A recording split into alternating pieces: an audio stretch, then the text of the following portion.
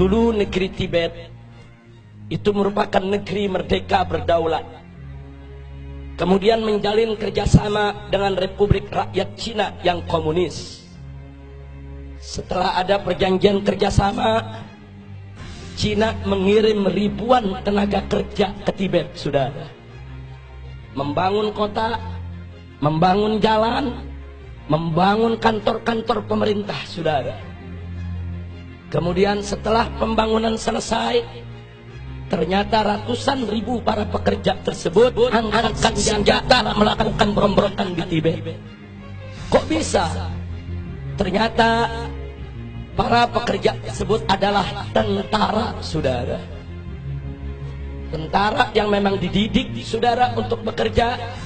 Kemudian setelah itu Tibet jatuh, dikuasai oleh negara Cina. Dan pimpinan tertinggi agama yang ada di Tibet, yaitu Dalai Lama, ditangkap dan diusir ke luar negeri sampai hari ini, saudara. Hati-hati, masuknya tenaga kerja Cina ke Indonesia yang jumlahnya saat ini ratusan ribu orang harus diwaspadai. Karena kita sudah lihat bagaimana tegapnya badan mereka, bagaimana perawakan mereka. Lebih tepat mirip tentara ketimbang pekerja kasar atau buruh, saudara. Yang kedua, saudara, di tengah Afrika ada satu negeri bernama Angola, dibantu habis-habisan oleh Republik Rakyat Cina, saudara. Setelah diikat dengan utang yang begitu besar, kemudian Cina mulai mengatur Angola. Anda tahu minggu ini apa yang terjadi? Parlemen Angola mengajukan undang-undang untuk ditandatangani oleh presiden yang isinya Islam tidak boleh ada di Angola dan seluruh masjid harus ditutup. Alasannya karena berlawanan dan bertentangan dengan adat istiadat Angola, saudara. Ya, hari ini Islam dilarang di Angola, saudara. Bagaimana dahsyatnya pengaruh Cina komunis sampai di Afrika, saudara, dipengaruhi sedemikian rupa. Yang ketiga, ada satu lagi negara di Afrika bernama Zimbabwe, saudara. Juga diberikan utang besar-besaran oleh Cina, saudara. Setelah utangnya, saudara, membengkak, Zimbabwe tidak mampu untuk bayar utang, saudara. Lalu apa ditawarkan oleh Cina komunis?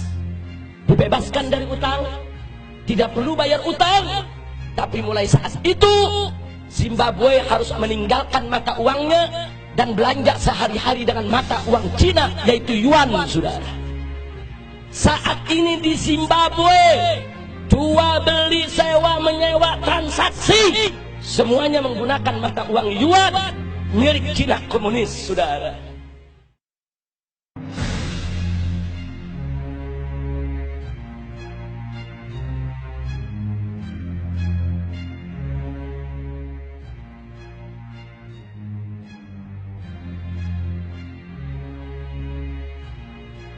Proyek reklamasi pantai, saudara, ini reklamasinya sudah berjalan, duit triliunan dari investor Cina sudah masuk, saudara. Mereka sudah buat gambar apartemen-apartemen di 17 pulau dan mereka sudah buat iklan, yaitu animasi, dan itu iklan disiarkan di televisi di Beijing. Kenapa nggak diiklankan di Jakarta biar orang-orang kaya pribumi yang beli, saudara? Enggak, diiklankannya di Beijing, di pinggir laut. Kalau sudah namanya di pinggir laut, besok mereka menguasai laut, mereka bisa memasok apa saja yang mereka mau.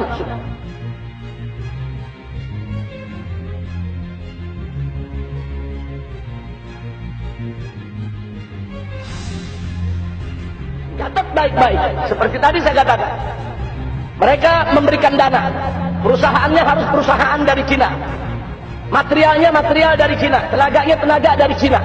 Nah, sekarang mereka kirim nih material dari Cina, termasuk pipa-pipa besar untuk ditangkap di pantai reklamasi pengurukan tanah. Begitu dibawa itu pipa-pipa besar sampai di Tanjung Priok, isinya narkoba. Fakta, saudara. Ini bukan konon katanya, berapa ton narkoba yang dimasukkan ke Indonesia, saudara.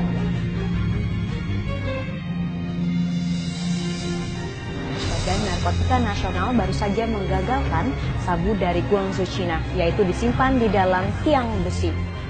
Menurut Direktur Pemberantasan BNN, Brigjen Anjan Pramuka Putra, sabu tersebut dikemas di dalam 9 tiang.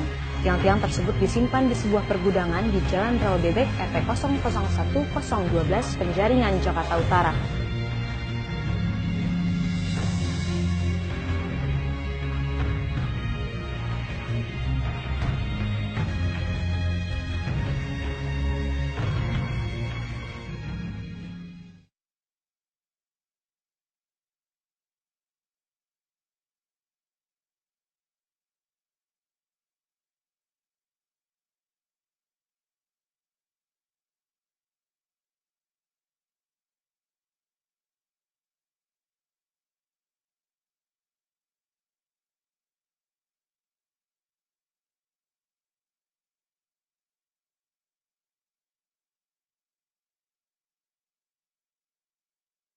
...150 narkotika jenis sabu-sabu ini diamankan dari tangan 3 warga negara asal Cina.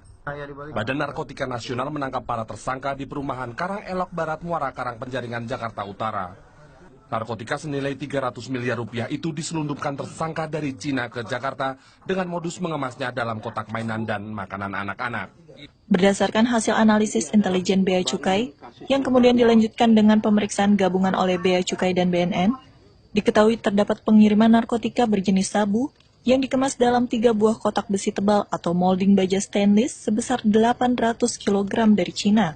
Polda Metro Jaya bersama Polres Bandara Soekarno-Hatta dan Bea Cukai menyita 94 kg narkotika jenis sabu dan lebih dari 112 butir ekstasi. Keempat tersangka merupakan jaringan internasional berkewarganegaraan Tiongkok. Lain, petugas gabungan Bea Cukai dan BNN gagalkan penyelundupan 58 kg sabu asal Cina. Petugas juga amankan 15 kurir narkoba, 4 diantaranya adalah warga negara asing. Sabu dari Tiongkok ini menuju Indonesia dikirim dan disembunyikan dalam mesin potong rumput dan mesin pompa air.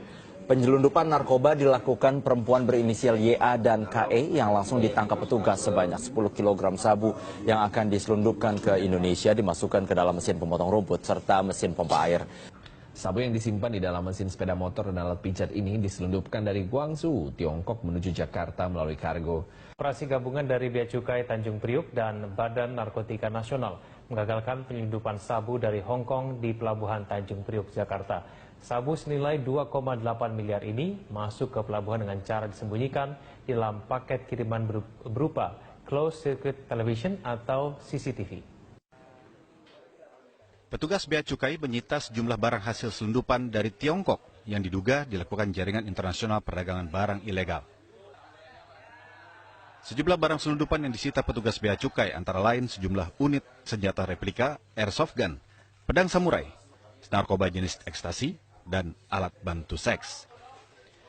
Sabu cair dari 3 orang kurir, salah satunya wanita ini dikemas dalam botol air mineral. 1 orang pelaku berasal dari Kuala Lumpur, Malaysia. 2 orang lainnya adalah warga negara Cina. Seluruhnya sebanyak 14 botol sabu cair seberat 25,1 kg. Selain sabu cair, petugas juga menggagalkan penyelundupan 1,3 kg sabu oleh 2 orang kurir lainnya dengan modus menyembunyikannya ke dalam 4 unit laptop. Kamis siang, petugas Bea Cukai Tanjung Priok mengungkap barang impor dari Cina berupa puluhan tas wanita yang ternyata berisikan sabu sebanyak hampir 4 kg.